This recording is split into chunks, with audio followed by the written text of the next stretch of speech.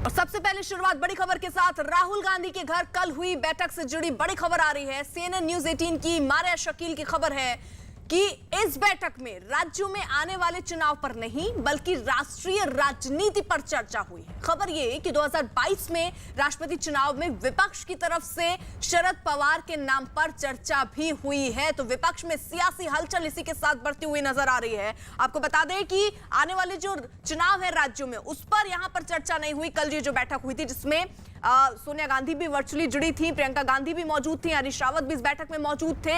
और इसमें जो जानकारी सामने आ रही है कि फिलहाल राज्यों पर फोकस नहीं है, राष्ट्रीय राजनीति पर फोकस है। खबर यह है कि 2022 में राष्ट्रपति चुनाव में विपक्ष की तरफ से शरद पवार के नाम पर चर्चा भी यहां पर हुई है। मारिया शकील हमारे साथ हमारे सहयोगी इस वक्त जुड़ चुकी है। मारिया, क्या चर्चा हुई इस बैठक में?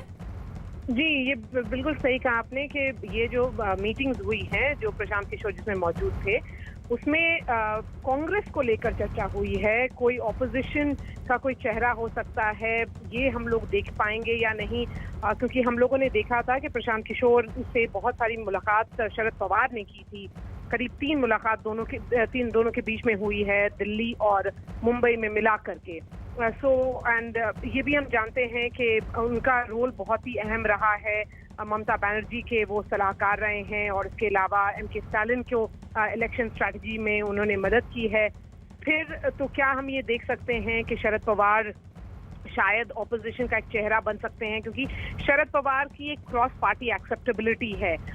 उनके मित्र जो हैं वो बहुत सारे पार्टी से आते हैं। शिवसेना, कुछ दिन पहले शिवसेना ने ये बात उठाई थी कि शरद पवार को क्यों नहीं ऑपोजिशन अपना चेहरा बनाती है 2022 के चुनाव में, जो अगले साल चुनाव होगा। लेकिन अर्पिता, सबसे बड़ा सवाल ये होगा, क्योंकि सबकी निगाहें अभी फिलहाल तो यूपी में गड़ी हैं, क्योंकि यूपी से ही इलेक्टोरल कॉलेज डिसाइड होगा।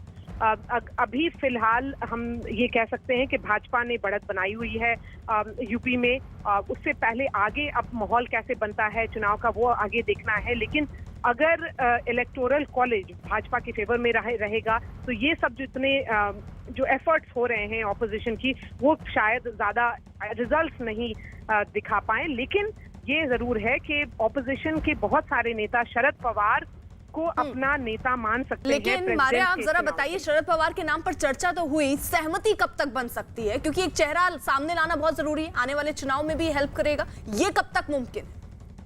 ये उसमें वक्त लगेगा अर्पिता, क्योंकि जब तक यूपी चुनाव के नतीजे नहीं आ जाते और यूपी चुनाव जनवरी फरवरी में होगा, तो उसके बाद ही प्रेसिडेंशियल इलेक्शंस में बातचीत शुरू होगी और उसके बाद फिर माहौल बनने लगेगा। अभी फिलहाल चर्चा चल रही है, बहुत सारे लेवल पे चर्चा चल रही है। शरद पवार, आपको याद होगा, पहले भी बहुत सारी पार्टीज ने ये जरूर कहा है कि शरद पवार एक वेटरन पॉलिटिकल लीडर हैं, जिनके बहुत सारे पार्टीज में मित्र हैं, दोस्त हैं, और उनका जो कद है वो वैसा है कि अगर ऑपोजिशन उनको एक प्रेसिडेंशियल कैंडिडेट की तरह प्रोजेक्ट करती है तो बहुत सारे लोग शायद जो उनके अभी पॉलिटिकल अपोनेंट्स हो वो भी शायद जुड़ जाएं।